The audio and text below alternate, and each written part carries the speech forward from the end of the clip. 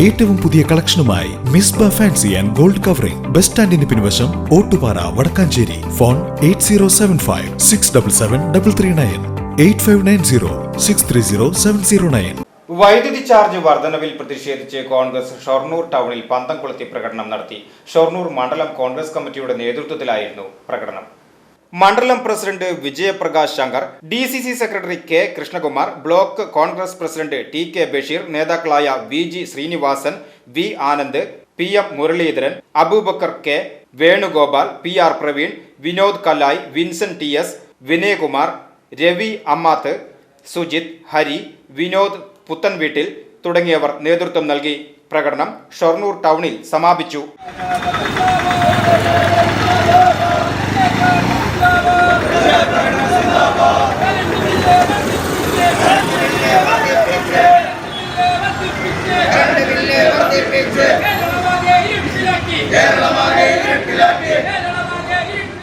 VCV news Shoranur.